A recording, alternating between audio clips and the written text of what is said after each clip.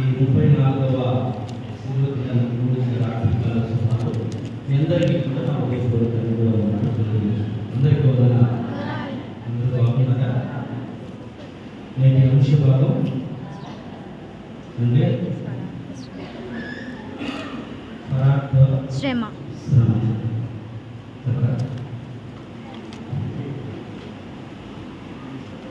చెప్పమంటే తెలియదు అన్నప్పుడు చెప్తారు అంతే కదా. చెప్పమంటే నేను చెప్పమను అది ఇప్పుడు తెలియదు అంటే చెప్తారు కదా. పరార్థ శ్రమ అంటే శ్రమలు అందరికీ వస్తాయి. భూమి మీద కలిమి లేవులు, సుఖ దుఃఖాలు, బాధలు, వ్యాధులు, శ్రమలు ఇవన్నీ కూడా ఎలాంటి అంటే కావుడు కాదు కదా, రెండు సమానంగా ఉంటాయి. ఖాళీ ఉన్న ఊరుతూ ఉంటాయి. వాక్యమైన ప్రభు ఏం చెప్తున్నాడంటే సుఖ దుఃఖాలు జతపరిచారు, కీడు వెనుకల మేలు పెట్టారు. అంటే ఇవన్నీ కూడా దేనికి సాదృశ్యంగా అంటే పూర్వకుడు మానవుడు వచ్చే శ్రమలుగా. పరార్థ శ్రమ అంటే కనుక చదవబడిన లేఖన భాగాలలో దానియేలు గ్రంథంలో ఆ వచనం ఒకటి చదివితే 70 వారాల తర్వాత ఏమవుతుందని చెప్తున్నాడు? శ్రమ. చదువు.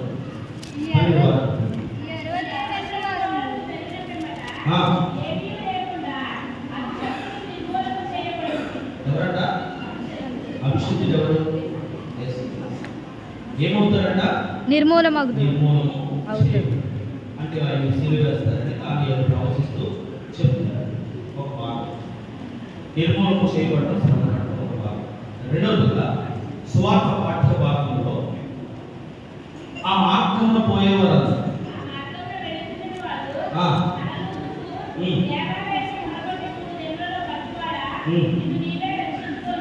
సరే, మార్గం గురించి వెళుతూ ఉన్న వారందరూ ఏమంటారంట?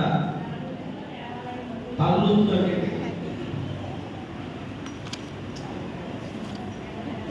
హేళన చేసేటప్పుడు, గర్వంగా మాట్లాడేటప్పుడు కదా, వినయం కలిగిన వాడు లేదా తగ్గించుకున్న వాడు వచ్చి నిలబడతారు తన దారి. అంతే కదా. గర్వ హృదయుడు ఏం చేస్తారంటే తల పైకెత్తి, అదే తల పైకెత్తి మాట్లాడు. పక్క నుంచి ఈ మాటలన్నీ చెబుతూ పరార్థ అంటే ఎప్పుడో దానియేలు ద్వారా ప్రవచించిన ప్రవచనం నిర్మూలమవుతాడని చెప్పిన మాట గుర్తొస్తలేదు. లేకపోతే యెషయా, యిర్మీయా, మీకా అనేక మంది ప్రవచించిన ప్రవక్తల మెసేజ్ గురించి చెప్పిన మాటలు అన్ని గర్భాలను పుట్టిన ప్రభువు ద్వారా జరిగే విడుదల వీటి గురించి ఎవరు అవగాహన లేకుండా అటువంటి కార్యక్రమాలే చేస్తున్న దేవుణ్ణి శ్రమ పెడుతూ, అది ఎటువంటి శ్రమ అంటే కనుక అప్పటి వరకు లేక ఇప్పటి వరకు అటువంటి శ్రమ కలిగిందా అంటే ఎవరికి కలగలేదు. పోనీ ఏదైనా తప్పు చేసినందుకు ఇంత కఠినమైన శిక్ష శ్రమ అనుభవిస్తున్నాడా అంటే కనుక ఏ తప్పు లేదు. అయినా కానీ హృదయం కఠినపరుచుకున్న వ్యక్తులుగా తలలో చూస్తూ ఆ మార్గాన్ని వెళ్ళే వారందరూ కూడా మాట్లాడారు. ఇక సుఖ దుఃఖాలు లేదా మానవులకు వచ్చే కష్టాలు లేదా వ్యాధి బాధలు లేదా కలిమిలేములు ఇవన్నీ కూడా మనం చెప్పుకున్నాం కదా. పరార్థ శ్రమ అంటే ఈ భూమి మీద అన్నిటికంటే అందరికంటే ఈయన పడితే ఎవరు పడలేదు. ఇక పరమ అనగా పరలోకం నుంచి అర్థం ఇచ్చే పరమ తండ్రికి ఇష్టమైన సుఖం. ఆయన నలగొట్టడం ఆయనకి ఇష్టమైంది, పరలోకపు తండ్రికి ఇష్టమైంది.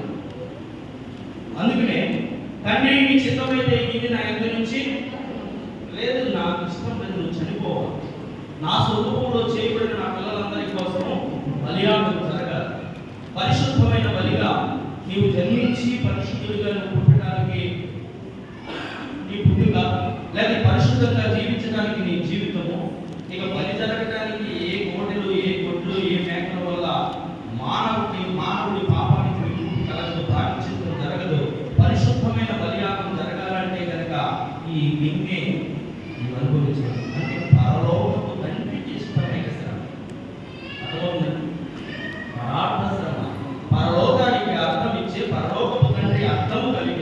ఏమిటి అర్థము అంటే కనుక ఈ భూమి మీద మానవ కోటి విడుదల పొందాలి అంటే కనుక సర్వ మానవ పాప పరిహారార్థ రక్త ప్రోక్షణ అవశ్యం వేదాలు ఘోషించి తెలియజేస్తున్న రీతిగా ప్రతి ఒక్కడు మానవుడు పాపం చేశాడు. మానవ కోటి పాపం నుంచి విడుదల పొందాలి అంటే కనుక పరిశుద్ధమైన బలి జరగాలి. ఆ పరిశుద్ధమైన బలి ద్వారానే మానవుడు విడుదల కలుగుతుంది అని వేదాలు ఘోషిస్తున్నప్పుడు మా నిబంధన లేదా దేవుడు ఇచ్చిన ధర్మశాస్త్ర ప్రకారము గొర్రెలు, మేకలు, గొడ్లు అన్ని కూడా అప్పటి వరకు బలియాగం చేయబడుతున్నాయి. సంవత్సరానికి ఒక పర్యాయం ప్రధాన యాజకుడు పరిశుద్ధ స్థలంలోనికి పాప పరిహారార్థ బలి, ఎవడైతే పాపం చేశాడో ఆ పాపానికి ప్రాయశ్చిత్తం కలగటానికి ఆ పరిశుద్ధమైన నిర్దోషమైన గొర్రెలు కానీ, మేకలు కానీ, గొడ్డలు కానీ రక్తాన్ని తీసుకెళ్లి పరిశుద్ధమైన రక్తంగా ఆ సంవత్సరానికి ఒక పర్యాయమే ఆ పరిశుద్ధ స్థలంలోకి వెళ్ళి ఆ పాపం చేసిన వ్యక్తి నిమిత్తము అర్పిస్తూ ఉంటే మరలా ఏమవుతుంది అంటే కనుక మళ్ళీ సంవత్సరానికి ఏదో రకంగా మంచి గొర్రెలు మేపి నిర్దోషమైనదంతా ఏ కలకం లేనిది, ఏ ఉత్తర లేనిది మేపి మళ్ళా ఫలించుకోలేదు. సంవత్సరంలో 2 పాపాలు చేసి పాపాలు గుర్తు చేసుకున్నాడు తప్ప విముక్తుడు కాలేకపోతుంది. ఏమవుతుందంటే పోయిన సంవత్సరంలో నేను చేసిన ఈ పాపానికి అప్పుడు ప్రాయశ్చిత్తం చేయించుకున్నాను, మళ్ళీ ఈ సంవత్సరంలో ఈ పాపం చేశాను, దీన్ని కూడా ప్రాయశ్చిత్తం చేసుకోవాలని పాపాలు గుర్తు చేసుకున్నాడు, ప్రాయశ్చిత్తం పొందాలనుకున్నాడు. మళ్ళా రిపీట్ అవుతుంది తప్ప పాప పరిహారానికి బలియాగం అనేది ఒకటే జరగట్లేదు. అందుకనే పరలోకపు తండ్రి అర్థం ఇచ్చి పరాత్మ శ్రమ కలిగిన ఈ పనిని జరిగించడానికి కుమారుడు శ్రమ పడటానికి ఇష్టమైంది. నలిగిపోతున్నప్పుడు శ్రమలని కింది ఎదురులో ఉన్నప్పుడు కుమారుడే నీ చిత్తమైతే ఈ శ్రమల కింది నా ఎదురుని తొలగించమని వేడుకుంటున్నప్పుడు తండ్రి మౌనమైపోయి నా పిల్లల కోసము నేను సృజించిన విస్తరింపజేసిన మానవులందరి కోసము వారి పాపముల నిమిత్తము చేయబడుతున్న ప్రాయశ్చిత్తము మరలా రిపీట్ అవుతుంది. పాపం చేయడానికి కారణం అవుతుంది తప్ప పరిశుద్ధమైన బలియాగం జరగక మానవుడు ఆ పాపం అనే కాడి కిందనే ఉండిపోతున్నాడు అని తండ్రికి శ్రమ పెట్టడానికి, కుమారుని శ్రమ పెట్టడానికి ఇష్టమైంది. అది తెలియని అలనాడు ఆ మార్గంలో వెళ్ళే యూదులు కానీ, అలనాడు ఆ మార్గంలో తలదూచుచూ నడిచిన వారు చెప్పిన అనుకున్నట్టు కానీ నేటి వరకు కూడా ఏ తప్పు చేశాడనే ఆలోచన లేదు అప్పటి ప్రజలకి. ఏ తప్పు చేయకుండానే ఎందుకు సిలివేస్తున్నారు అని ప్రశ్నించేవారు లేరు ఆ రోజుని. లేకపోతే ఏ పాపం చేయి మన కోసం ఇన్ని వేడులు చేసిన వారిన ఇంతగా ఎప్పుడు లేని ఎవరికి లేని ఇంత కఠినమైన శిక్షను విధిస్తున్నారు అని బాధపడే అటువంటి జనాంగాన్ని గుర్తు చేసుకుంటే నేడు కూడా 2025 సంవత్సరాల క్రితము అంతటి శ్రమపడిన మీ కోసం, నా కోసం, మన కోసం, అందరి కోసం శ్రమపడిన ఆ క్రీస్తుని గుర్తు చేసుకుని పశ్చాత్తాపం కలిగి సిలువని విలువనిచ్చిందని ఆ సిలువ గురించి అవగాహన తెచ్చుకున్న వ్యక్తిగా ఆ ప్రభుని స్తుతించగలుగుతున్నారా? లేకపోతే అలనాడు వ్యక్తులు ఏదో చూసినట్టు వెళ్ళిపోయి తరలుసులు మాట్లాడినట్టు కూడా వచ్చి ఆచరించి వెళ్ళిపోతున్నారు. ఇదే కదా ఈ పరార్థ శ్రమలో ఉన్న భావం ఏంటంటే తండ్రికి కుమారుని బలించేదని నిర్ణయించుకున్నాడు. అందుకనే కుమారుడు శిలువలో పలుకుతూ ఈ పనిని సమాప్తి చేశాను అంటున్నాడు. తండ్రి అని మొదలెట్టిన కుమారుడు వీరేం చేస్తున్నారు, వీరెరుగురు అని పాపుల గురించి లేదా ప్రజల గురించి మాట్లాడిన తర్వాత ముగింపులో కూడా 6వ మాటలో సమాప్తమైందని 7వ మాటలో తండ్రి నీ చేతికి నా ఆత్మను అప్పగించుకుంటున్నాను. తండ్రి అని ప్రారంభించి తండ్రికి చెప్తున్నాడంటే తండ్రికి ఇష్టమైంది ఈ శ్రమ. సిలువలో అదే కదా మొదటి మాట తండ్రి వీరేం చేయించున్నారు, 7వ మాట ఏంటంటే తండ్రి నీ చేతికి నా ఆత్మను అప్పగించుచున్నాను. ఇది చెప్పినట్టు నేను సమాప్తి చేశాను. పరలోకానికి అర్థం ఇచ్చే పరలోకం నుంచి పంపించిన తండ్రికి నీవే నన్ను శ్రమపరచవని, నన్ను నరకొట్టడం నీకు ఇష్టమైందని 750 సంవత్సరాల క్రితమే నేను జన్మించక ముందే ఆ ప్రవక్త యెషయా ప్రవచించిన ప్రవచనం 53వ అధ్యాయంలో రాయబడిన మాటలు ఇదిగో నా గురించి అని ప్రజలు గుర్తించాలని వచ్చు కత్తిరించి వారి ఎదుట దొడ్డి మౌనంగా ఉన్నట్టు నేను మౌనంగా ఉండి ఈ శ్రమను అనుభవించిందో నా ప్రాణం నీ చేతికి అప్పగిస్తున్నాను. పరార్థ శ్రమ పరలోకానికి అర్థం ఇచ్చే పరలోకపు తండ్రికి ఇష్టమైన కుమారుడు పెట్టిన ఈ శ్రమ గురించి అంతటి శ్రమ పడుతున్న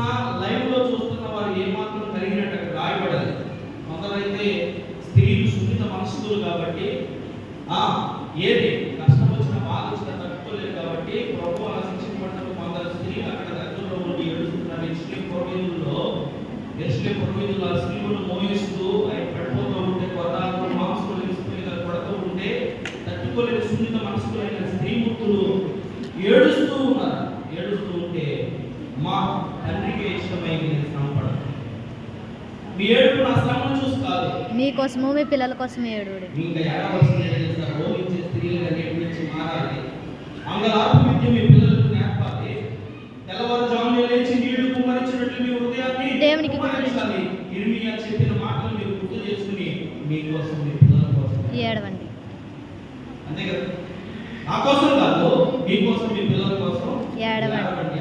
ఎందుకు అంటే కనుక నన్ను పంపించిన తండ్రికే ఇష్టమైంది ఈ శ్రమ. నన్ను ఈ భూమి మీదకు పంపించిన తండ్రికే నేను శ్రమ పడటం ఇష్టమైంది. నా కోసం మీరు వేడుచున్న ప్రయోజనం లేదు. నేటి నుంచి మీ పిల్లల కోసం అంటే మీకోసము బలైపోతున్న నన్ను గుర్తు చేసుకునే వారి భవిష్యత్తు కోసము ఏడవండి అని చెప్పాడు.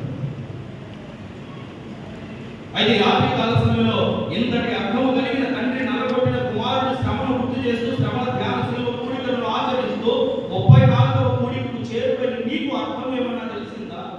ఇందరి పరమార్థాన్ని గ్రహించి నువ్వేమైనా తలముచ్చువారుగా లేక తలలాడించి లేక హేళన చేసేవారుగా వెళ్ళిపోతున్న వారిలో ఒకటిగా ఉన్నావా? లేకపోతే నా కోసమే ఆ బలియాగము తండ్రి కుమారుడు నలగొట్టడానికి ఇష్టమైంది అంటే కనుక నా కుమారుడికి నా కుమార్తెకి చిన్న గాయమైనా ఎంత దెబ్బ తగిలినా లేకపోతే నా కుమారుడు తప్పు చేసిన అవతల వ్యక్తి ఏదైనా అంటే నేను ఊరుకోను కదా, లేకపోతే నా కడుపున పుట్టిన పిల్లలకి చిన్న గాయమైతే నేను తట్టుకోలేదు కదా. అలాంటిది నా కోసం తండ్రి పరాక్రమ శ్రమలో పరలోకపు తండ్రి ఎంతగా నలగొట్టాడు ఎందుకు అని నువ్వు ఆలోచన చేస్తే అప్పుడు నీ హృదయం జ్వరిస్తారట, నీ కళ్ళు చెలుస్తాయి.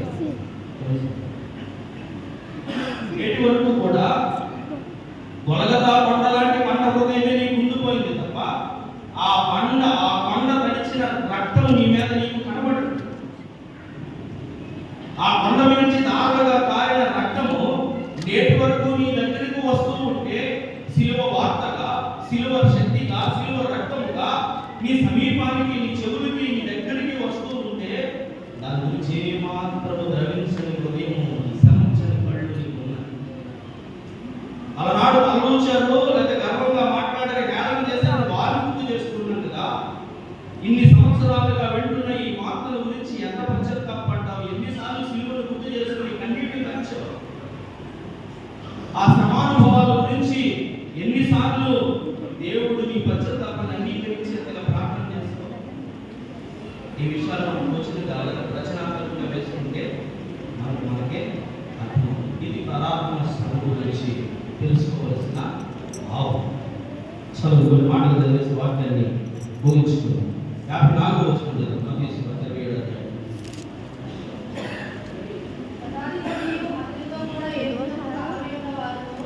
భూకంపములో జరిగిన కార్యములన్నిటినీ చూచి మిక్కిలి భయపడి నిజముగా దేవుని కుమారుడని చెప్పుకొనిరి. దేవుని కుమారుడని చెప్పుకొని అంటే 100 మందికి అధికారి అక్కడ ఉన్న ఎందుకు చెప్పుకునే తెలిసిన మాట ఎందుకు చదివే కదా. గొప్ప గొప్ప వారంలో నేటి క్రైస్తవ లోకంలో లేదా క్రైస్తవ ప్రపంచంలో లేదా ఈ సువార్త యాత్రలో ఒక ఆరాధ్య ముక్తుగారిని చూడండి. ఆయన విశ్వ బ్రాహ్మణుడుగా లేదా ఎంతో నిష్ఠాగరిష్ఠుడుగా బ్రాహ్మణ కుటుంబంలో పుట్టి దేవుని లేదా ఈ బ్రిటిష్ వారి ట్రాన్స్లేషన్గా పనిచేస్తున్నాడు. అంటే వారికి మన ప్రాంతానికి వచ్చాడు తెలుగు అర్థం కాకినాడ వాళ్ళ దగ్గర ఉద్యోగం చేస్తాడు. తెలుగు అర్థమవుతుంది ఏంటి పరిస్థితి అంటే ఇంగ్లీష్లో చెప్పేవాడు. అలాంటి ఆయన ఆ బ్రిటిష్ వారు పొద్దున్నే లేచినప్పుడు బైబిల్ చదువుకుంటాం, లేదా బైబిల్ చదువుకుని ప్రార్థన చేసుకుంటాం, లేదా ఏదైనా సమస్య వచ్చినప్పుడు దానికోసం బైబిల్లో ఇవన్నీ చూసి ఏంటి అని అడిగేవాడు. ఒక పాట అన్నారట, ఈ పుస్తకం దేవుడు అన్నారు. ఏంటి దేవుడు అంటే పుస్తకం దేవుడు ఏంటంటే ఇందులో ఉన్న ప్రతి పొల్లు అక్షరం కూడా అర్థం ఇచ్చేదే ఇది దేవుడు రాయించింది అని చెప్తే దాంట్లో తప్పులు పెట్టడానికి ప్రయత్నం చేశారంటే అప్పుడు సర్వీసరికి ఈలో ఉన్న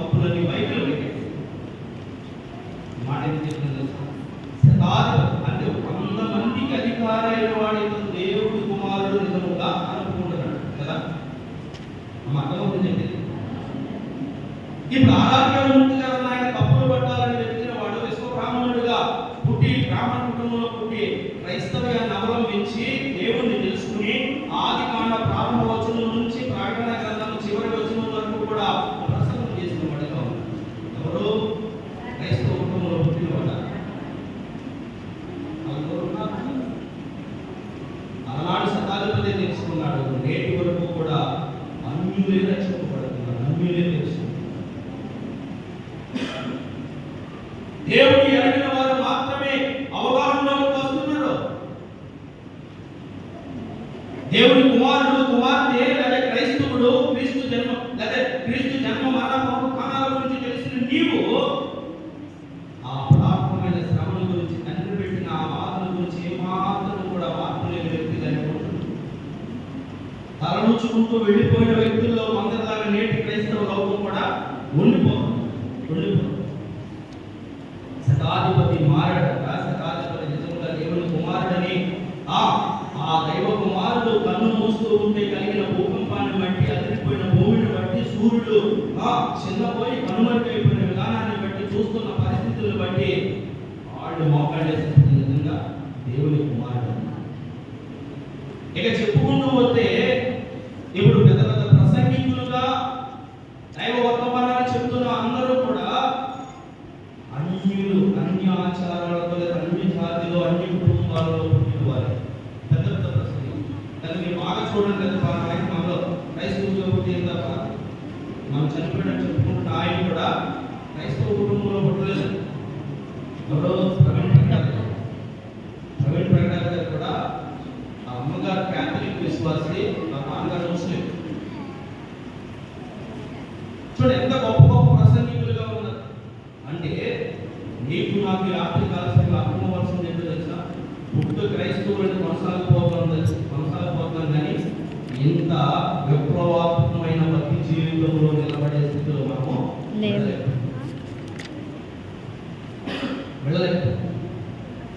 చల్ 54 వచ్చిన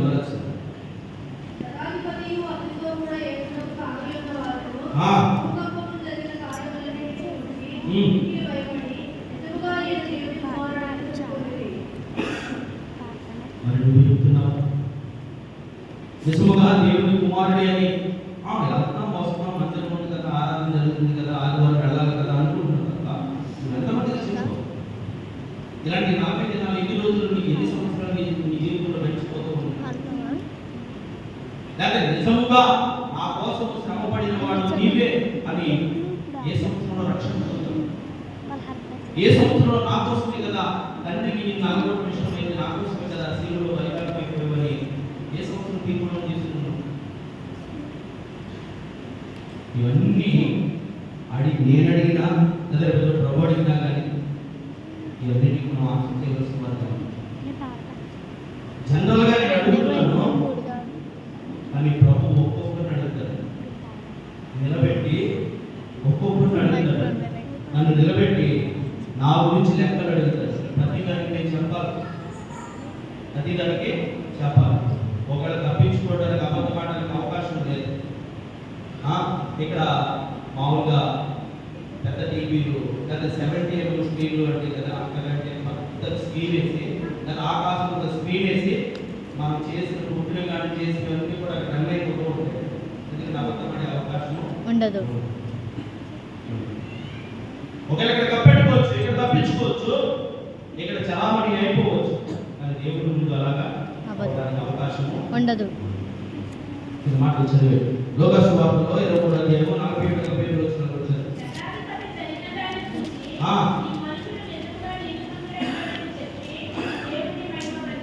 యాకోబు వార్త 23వ అధ్యాయం 40 వచనం పెట్టండి.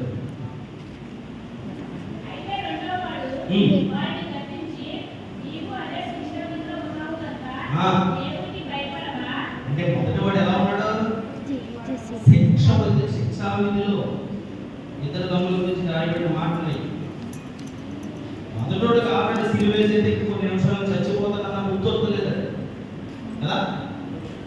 కొన్ని గంటల్లో కొన్ని నిమిషాల వ్యవధిలో చస్తాడు, అయినా కానీ ఏమొత్తలేదు, బుద్ధొత్తలేదు. రెండో వాడు ఆ శ్రమలో బుద్ధి తెచ్చుకున్నాడు. ఒరే మనం చేసిన తప్పుకి శిక్షను అనుభవిస్తున్నాం, ఇది మనకు తగును. కానీ నీవు నేను తిరిగిన ప్రాంతాల్లో ఎక్కడ ఈ గురించి చెడు వార్త వినలేదు. లేకపోతే అయ్యో కుయ్యో ముర్రో లేకపోతే కొడతా ఉన్న వాళ్ళని బతుకులాడామో, లేకపోతే సిలివేస్తామంటే ఒక్కసారికి క్షమించని అడుగుతూ వచ్చామో. కానీ ఇంతటి శ్రమలో కూడా ఆయన సహిస్తూ వస్తున్నాడు. శ్రమ పరుస్తున్న వారిని తెలియ చేస్తూ తండ్రిని ప్రార్థన చేస్తున్నాడు కదా. ఆ శిక్షావిధిలో ఉన్నప్పుడు నీకు ఇప్పుడు కూడా జ్ఞానోదయం కలగట్లేదా?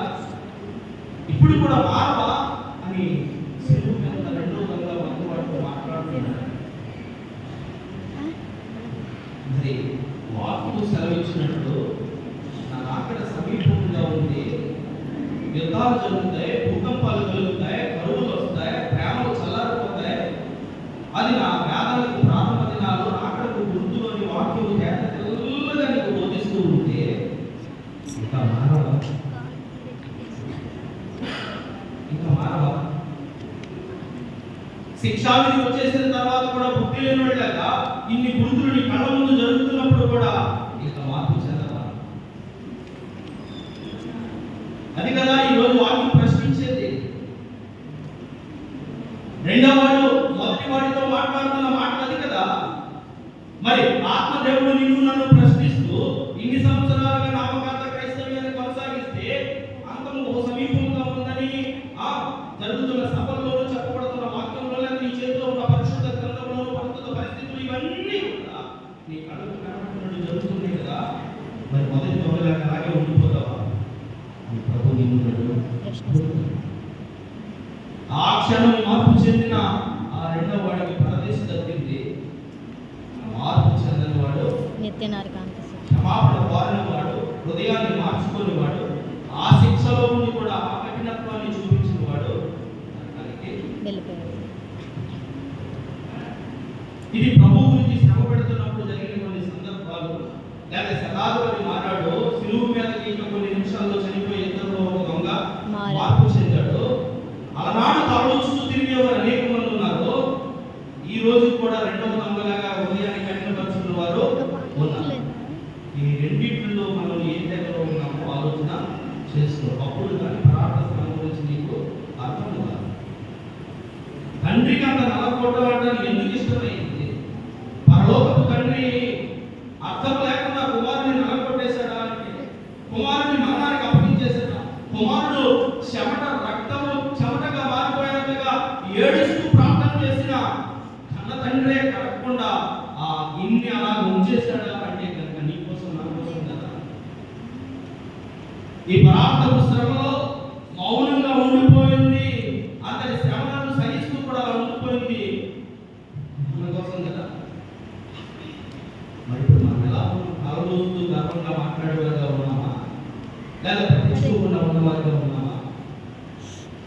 లేకపోతే శతాధిపతి మార్పు చెందినట్లు మార్పు చెందడానికి ఏమైనా హృదయంలో అవకాశము కలుగుతుంది? లేకపోతే ఎంతటి శ్రమంలో కూడా విపత్తులు జరుగుతున్నప్పుడు కూడా ఆ రెండవ దొంగలాగా హృదయాన్ని కఠినపరుచుకున్న వ్యక్తిగా ఉండిపోతున్నావా? మొదటి దొంగలాగా, లేకపోతే రెండవ వాడిలాగా ఈ పరిస్థితులన్నీ చూసి మార్పు చెందే హృదయంతో సిద్ధపడడానికి మేము అవకాశం ఇస్తున్నాము. ఇక వాక్యం చదివిన ఉత్తర పత్రికల సంఖ్యలో కొన్ని మాటలు చెప్పేసి వాక్యాన్ని ముగిస్తారు. మూడవ వచనం రాజుల చేతనైన నరుల చేతనైన రక్షణ అనుకుంటున్నాడా? దేన్ని బట్టి రక్షణ, ఎవరిని బట్టి రక్షణ కలగదు. నమ్ముకోవద్దు. దేవుడే చెప్తున్నాడు, నమ్ముకోవద్దు. ఎవరిని బట్టి రక్షణ కలుగుతుంది అంటే మాటలు చదివేద్దాం. 118వ సంఖ్య 8-9 వచనాలు తీయండి. బైబిల్ ఉన్న వాళ్ళందరూ తీయండి. చదవలేకపోయినా తీస్తే మీకు అలవాటు ఉంటుంది. వాళ్ళ వాక్యం ఎక్కువ ఉందని అర్థమవుతుంది. అందరూ బైబిల్ తీయడానికి ప్రయత్నం చేయండి. ఇంకా చదివేసే మనకు మనకు బైబిల్ ఉన్న ప్రతి ఒక్కరు చేస్తూ ఉంటే బైబిల్ మీకు అలవాటు అవుతూ ఉంటుంది. చదువు. మనుషులను నమ్ముట కంటే యెహోవాను ఆశ్రయించుట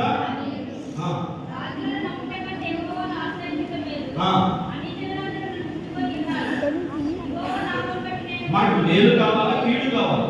మేలు కావాలి. మరి ఎవరు నమ్ముకుని దేని మీద నమ్మకం పెట్టుకుని నాకేంట్లే బ్యాంక్ బ్యాలెన్స్ ఉంది, నాకేంట్లే నలుగురు ఉన్నారు, నాకేంట్లే కొడుకులు ఉన్నారు, నాకేంట్లే పొలం ఉంది, నాకేంట్లే ఆస్తి ఉంది, నాకేంట్లే స్త్రీ ఉంది అనుకుంటున్నావా? లేకపోతే నాకు పలానా అధికారం తెలుసు అని అధికారుల మీద నమ్మకంతో ఉండిపోతున్నాను. క్లియర్గా వాక్యం ఏం చెప్తుందంటే నమ్ముకోవద్దని చెప్తుంది. నమ్ముకున్నట కంటే యెహోవాను ఆశ్రయించుట మేలు. ఈ క్షణమైన దేవుడిని ఆశ్రయిస్తే మేలు అనుభవిస్తావు. కానీ ఇంకా నువ్వు కలిగి ఉన్న ఇంటిని బట్టి నమ్మకం వాటి మీద లేదే కనుక నువ్వు నష్టపోతావు. ఏమి అర్థం? 17వ అధ్యాయం 5వ వచనం.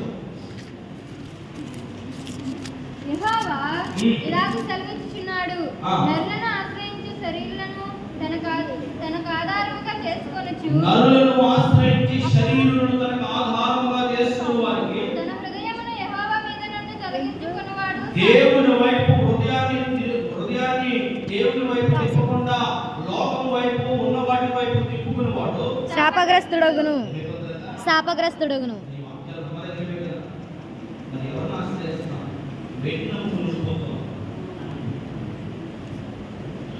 యెహోవా వైపు హృదయం తిప్పుకోకుండా, దేవుని వాక్యం వైపు హృదయం తిప్పుకోకుండా ఇంకా నీ హృదయాన్ని ఈ లోక సంబంధమైన వాటి మీదే పెట్టుకుంటే కనుక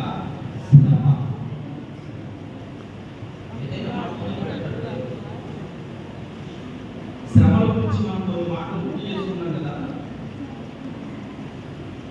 సుఖ దుఃఖాలు జరపరిచిన దేవుడు ఏమంటాడంటే, ఒకవేళ ప్రస్తుత పరిస్థితుల్లో క్రైస్తవ్యాన్ని అవలంబిస్తున్నందుకు, క్రీస్తును అంగీకరించినందుకు, రక్షణ బాప్తిసం చేసుకున్నందుకు అపవాదిని దృష్టిలో కొన్ని శోధనలు కలిగేయచ్చు, లేకపోతే బాహ్యంగా కొన్ని ఇబ్బందులు పడవచ్చు. ప్రస్తుత దుష్ట పరిపాలన బట్టి నీ రక్షణకు కొన్ని ఇబ్బందులు కలగవచ్చు. లేకపోతే నువ్వు నమ్ముకున్న ప్రభువును బట్టి నీ ఇంట్లోంచి నీ వ్యతిరేకత రావచ్చు. కానీ వీడు వెనకాల మీరు పంపిస్తాడు. శ్రమపడుతున్న వారు మీరు ధన్యులు, వారు సంతోషంగా ఉంటారని దేవుడు చెప్తున్నాడు. 5వ వచనం 146 సంఖ్య. ఎవరికి యాకోబు దేవుడు సహాయకుడగునో, ఎవడు తన దేవుడైన యెహోవా మీద ఆశ పెట్టుకొనునో వాడు ధన్యుడు. యాకోబు దేవుడు యాకోబు ఏం చేశాడు? ఇప్పుడు ధన్యుడు చేశాడు, ఇశ్రాయేలుకి చేశాడు. ఆ దేవుడిని మళ్ళా ఇశ్రాయేలు విడిచిపెట్టలేదు. మరి నీవు కూడా విడిచిపెట్టని వ్యక్తిగా ఉన్నావా, లేదా ధన్యుడు అవ్వకుండా అన్యుడుగానే ఉన్నావా? క్రైస్తవ్యం కొనసాగిస్తూ దేవుని ఎరగక, దేవుని గురించి తెలుసుకోక నామకార్థ అన్యులుగా ఉండిపోతున్నావు.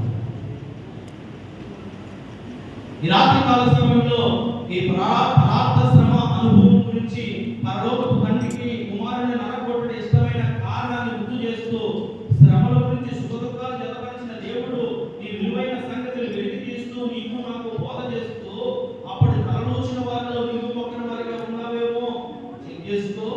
లేకపోతే చివరిలో కొన్ని నిమిషాల్లో చనిపోయే మార్పు రాని కఠిన హృదయం కలిగిన మొదటి దొంగలాగా నువ్వు ఉన్నావేమో గుర్తు చేసుకో. ఇంకా నువ్వు అక్కడ గుర్తులు జరుగుతున్నప్పుడు మార్పు చెందని వ్యక్తిగా నువ్వు ఉంటే కనుక నీవు కష్టాలు పడతావు, హింసలు పడతావు, లేదా ఇబ్బందులు పడతావు, చివరికి నీ అంతం నిత్య నరకము అని చెప్తున్న దేవుడు ఏమంటున్నాడు అంటే కనుక, ఒకవేళ ఈ లోకంలో జీవిస్తున్న నీవు ఈ లోకాలను బట్టి అపవాది కలిగించిన ఆశలను బట్టి లోకంలో ఉన్న వ్యక్తులను గుర్తు చేసుకుంటూ నీ కలుగున్న బలగాన్ని, బంధు వర్గాన్ని, ధనధాన్య భోగభాగ్యాన్ని, మేనమిత్రులను చూసి వాటి మీద మనసుంచి కనుక అన్ని ఇచ్చిన దేవుడిని మర్చిపోయి అన్ని లైవ్ అయిపోతాయని గుర్తెరక్క నీ కోసం సిద్ధపరిచిన మార్పు కలిగిన పట్టణంలో స్థలం ఉందని మర్చిపోయి అది ఇచ్చే దేవుడి దగ్గరికి వెళ్లకుండా వీటి మీద మనసుంచితే కనుక నీవు అన్యుడు. అయితే నువ్వు గుర్తు చేసుకోవాల్సింది ఏంటో తెలుసా?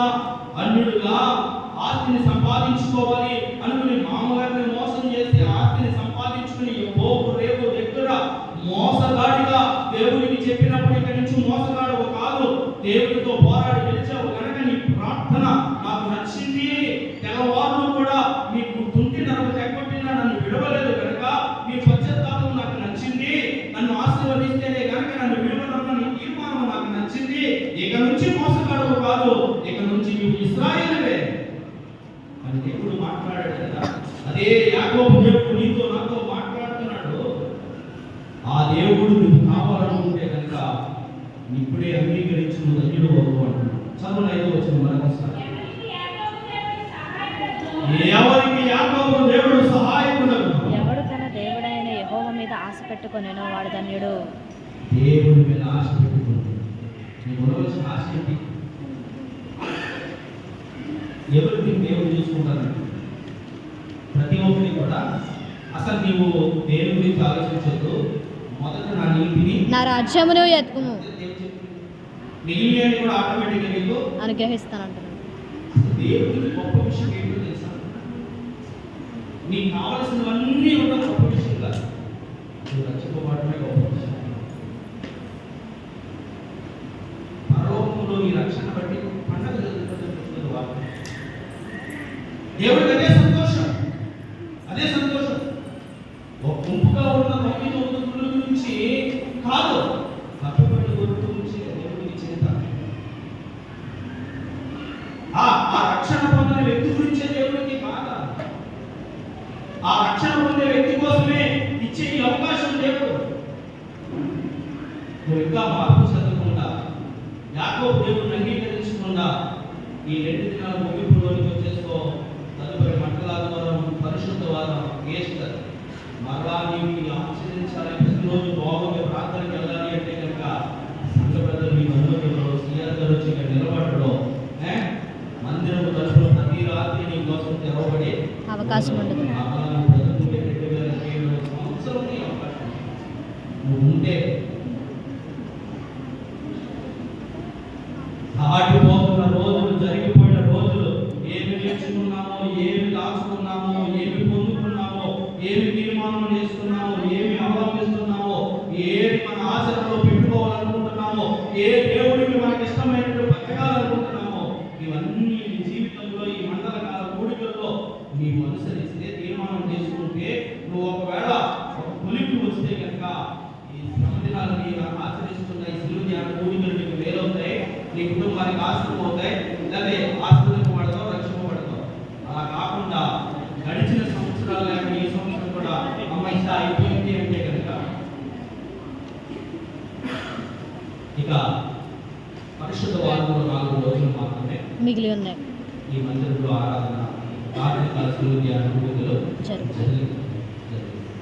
మామూలుగా అయితే మన కుటుంబాలు ఎక్కువ ఉన్నాయి కాబట్టి పరిశుద్ధ వారంలో కూడా కుటుంబాల పక్షంగా కూడి కడతారు. కానీ పరిశుద్ధ వారంలో కుటుంబాల పక్షంగా ఉన్నది, సంఘంలోని ప్రార్థన జరుగుతుంది. ఇక అది కూడా గమనించకుండా కొంతమంది ఇంకా ఉండాలి, టైం ఇంకా ఉండాలంటే అందరికీ మీటింగ్ తిరిగి చెప్పినా, లేదా ప్రతిరోజు ముగింపులో కబురు పెట్టించుకోండి అని చెప్పినా కానీ కొంతమంది నిర్లక్ష్యంగానే ఉన్నారు. ఈ విషయాలు గమనించండి. చదువు. ఎవరికి యాకోబు దేవుడుతో ఆ దేవుడు మనకి సహాయం చేస్తానంటున్నా, ధన్యం చేస్తానన్నాడు. కొన్ని మాట్లాడుతున్నాడు. వాక్యం సమయం అయిపోయింది. 46వ సంఖ్య 11వ వచనం. సైన్యములకు అధిపతియగు యెహోవా మనకు తోడై ఉన్నాడు. మనకు తోడై ఉన్నాడు. యాకోబు యొక్క దేవుడు మనకు ఆశ్రయమై ఉన్నాడు. యాకోబు దేవుడు మనకు ఆశ్రయమై ఉన్నాడు. 7వ వచనం. సైన్యములకు అధిపతియగు యెహోవా మనకు తోడై ఉన్నాడు. మనకు తోడై ఉన్నాడు. యాకోబు యొక్క దేవుడు మనకు ఆశ్రయమై ఉన్నాడు. ఇది ఖచ్చితంగా చెప్తున్నాడు. నువ్వు అంగీకరిస్తే మనకు తోడై ఉన్నాడు. యాకోబు దేవుడు మనకి ఆశ్రయపురంగా ఉన్నాడు. అపవాదికి తోడుగా ఉన్నాడు. నరకంలో లాక్కెళ్ళే వరకు కూడా తోడుగా వాడు కూడా నడిపిస్తాడు. చదువు. ద్వితీయోపదేశం 33వ అధ్యాయం 29వ. ద్వితీయోపదేశం 33వ అధ్యాయం. ఇశ్రాయేలు నీ వాక్యం ఎంత గొప్పది. ఎవరున్నారు? ఆయన నీకు సహాయకుని నీడను, నీకు ఔన్నత్యమును కలిగించు ఖడ్గము. దేవుడి గురించి చెప్తూ ఉన్నాడు ఆ మాట. అయితే నువ్వు రక్షింపబడితే కనుక ఈ భూమి మీద ఎన్ని అధికారులు ఉన్న, ఎన్ని కోట్లు ఉన్న దాంతో సమానం. అది నీకు వాక్యం. ఆ వాక్యాన్ని దూరం చేసుకుని ఎన్ని కలుగున్నా అది నీకు వ్యర్థం. ధనం గురించి గుర్తు చేసుకుంటే సరిపోదు, అంతే కదా. అన్ని సంపాదించుకున్నాడు, రక్షణ అనేది సంపాదించుకోలేదు. ఈ భూమి మీద అనుభవించలేదు,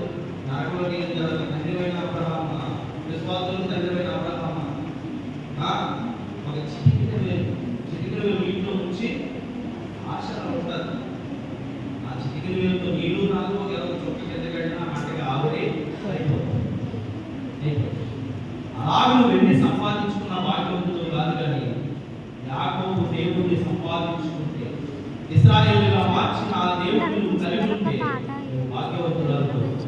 భాగ్యవంతుడు. సో 144 సంఖ్య 15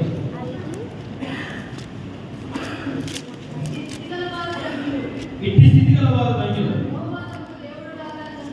యెహోవా దేవుడు కాగలిగిన జనులు అందరూ కాదండి, రక్షణ అంగీకరించిన వారు మాత్రమే ధన్యులు. మా దేవుడు యేసయ్య, మా దేవుడు యెహోవా అని చెప్పుకుని పేరు పెట్టుకున్న వారు అందరూ కాదు, రక్షణ కలిగిన వారు మాత్రమే. లేదా అందరికీ వెళ్ళిపోతాం కదా, ప్రార్థన వచ్చారు కదా, లేకపోతే మమ్మల్ని అంగీకరించారు కదా అని చెప్పేది కదా. తండ్రి యొక్కయు కుమారుని యొక్కయు పరిశుద్ధాత్మయు నామమున ఇచ్చుచున్నాము.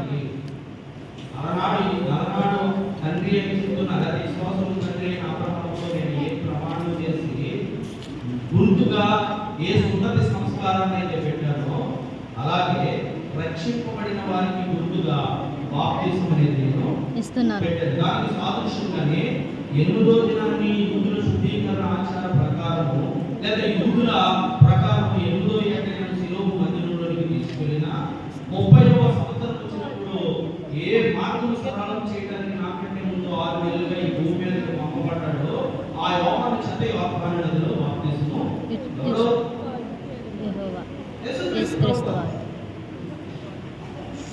అంటే దేవుడిని నమ్ముకుంటే సరిపోదు కదా నువ్వు అనుకుంటున్నాను, కానీ రక్షణ బాప్తిస్మం అనేది అవసరం. అది వాక్యం ఖచ్చితంగా తీసుకోవాలి అని చెప్తుంది.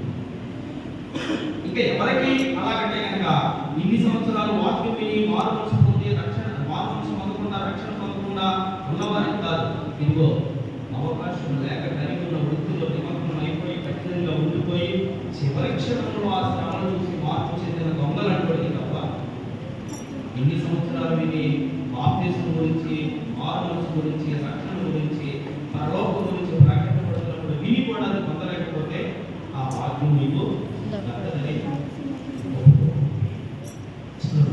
ఆదికాండం 32 రోజు నుంచి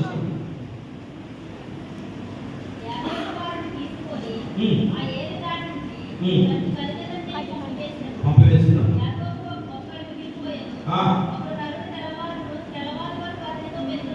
అప్పుడు కదా మార్చాడు దేవుడు, అప్పుడు కదా ఇశ్రాయేలుగా మార్చాడు దేవుడు. అంటే నీకు రెండవదిగా